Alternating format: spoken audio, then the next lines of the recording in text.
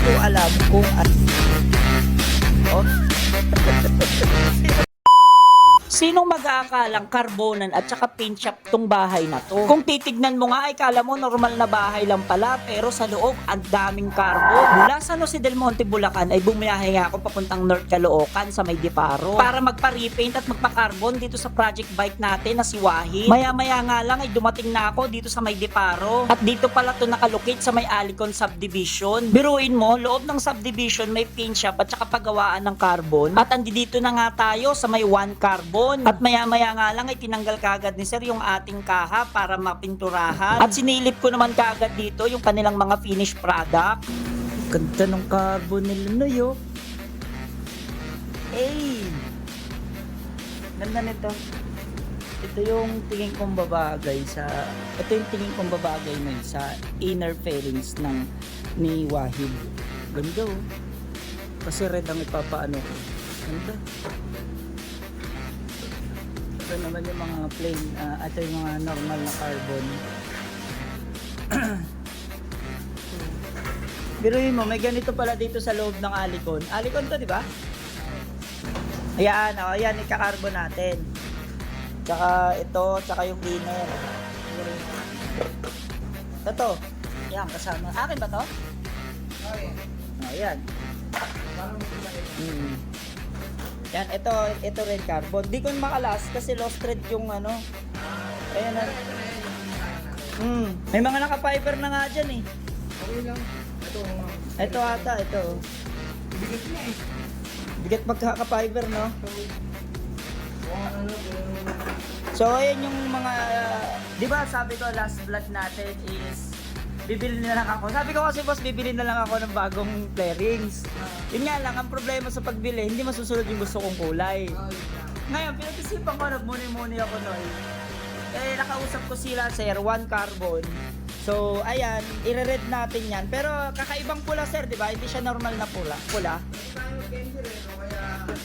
Depende kung ano may ginagawa. Sige. Mamaya magti-testing kami kung ano yung kulay na magugustuhan ko. Tapos ito noy, tsaka ito, yan, ito.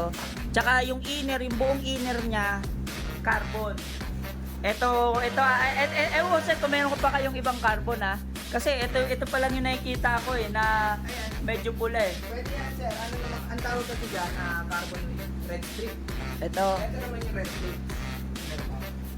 Kasi mapapansin yung image. Pero okay lang kaya mas damihan natin yung red, di ba?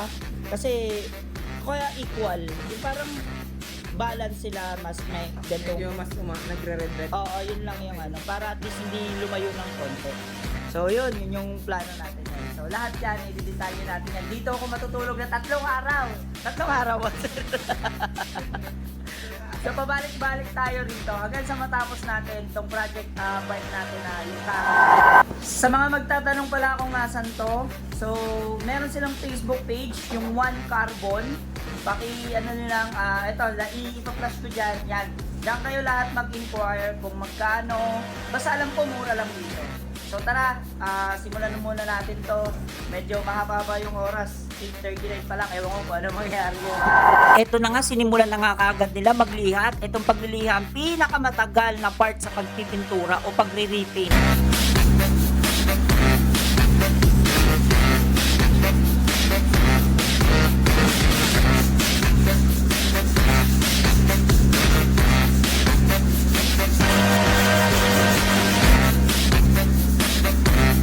No, yung ganda nung carbon na to, oh. Gold yung plates niya, oh. Parang maganda to sa Raider natin, no? Kakaha. Ganda.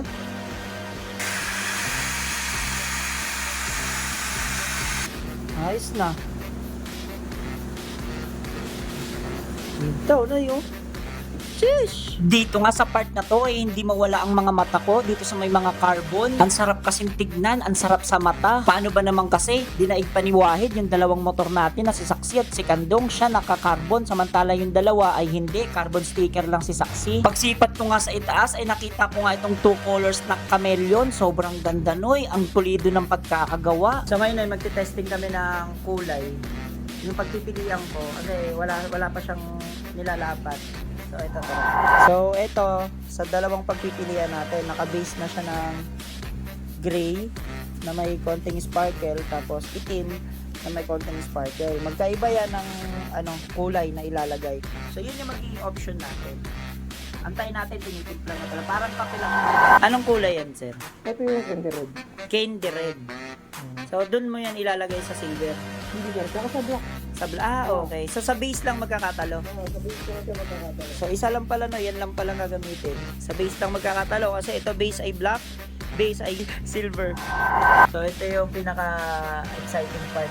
Yung pipili ka ng kulay, actual, kung alin talaga dun yung gusto mo.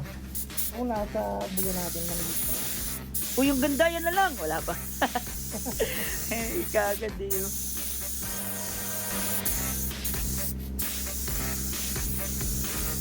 Ito naman sa black.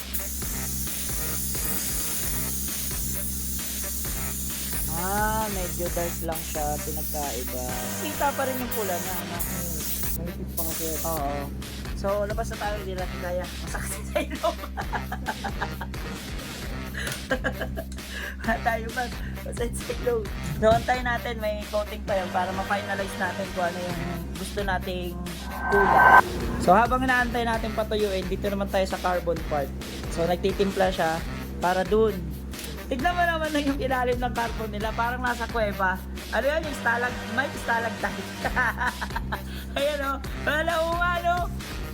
Lugotyo, parang nasa kuweba. So, ito yung tela ng ito. Yung carbon na rin.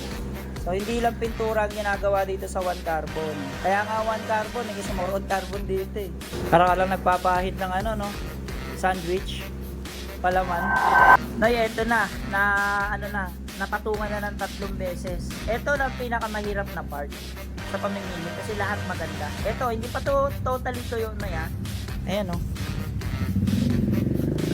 Iba yung kulay niya sa personal versus sa phone Iba. Ito, ang base na ito ay itim. Grabe, sobrang pulido ng pagkakagawa. Ayan o yun, diba? Umaraw, nag-iba. Ito naman, yan, ganyan lang talaga siya. Iba sa personal, sobrang iba. Ngayon, tatapatan natin ng carbon na gusto kong kulay kasi doon tayo pipili. Kasi may carbon yung siwahid, yung wave natin. So, yan Noy, ganyan yung mangyayari sa kaha natin. So, yung inner ng wave 125 ko na siwahid ay ganito, carbon. Tapos, yung out, yung tulad yan, yung yan sa gilid, outer, harapan, saka yung dito, ay kung ito mapipili ko. So, ganyan kinalabasan. Hindi ko alam kung anong mas maganda versus dito sa kabila. Pag ayan. Hindi ko alam kung ano mas magandang bagay. Kasi lahat bagay. Pero when it comes, kapag gusto mong mapatingin ka talaga, eto. Pero kapag gusto mo ng bagay sa carbon, ngayon, hindi ko alam kung alin dito sa dalawa. Ayan o. So, bibigyan ko pa kayo ng bonus. Kunya, ayan, may bubong yan. So, madilim. Papunta tayo ng liwanag. Ito yung moonlight red Oh. Sinong hindi mahirapan pumili? Babalik tayo sa madilim. Oh. Babalik tayo sa liwanag. Oh.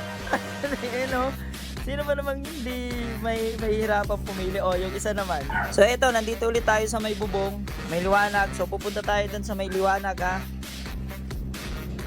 Oh, ganyan lang siya. Konti lang, metallic lang. Ayan, So, yan yung difference. Yan. Samantalang ito, ang gandaan dito sa kulay na to, kita kahit gabi. Hindi ko alam. So, bahala na. Abangan nyo lang. So, dito yan sa may one carbon. Well, di na ako magde-design yan. Abangan nyo na lang kung ano yung lalabas after. Bigla tuloy ako na-stress toy kung ano ang pipiliin ko sa dalawa. Moonlight red ba or candy red? Kasi naman noy, parehas silang maganda at parehas din silang bagay dito sa may carbon na plano ko. So, paano noy? Hanggang dito na lang. Abangan nyo na lang noy kung ano mapipili kong kulay. See you on part 5!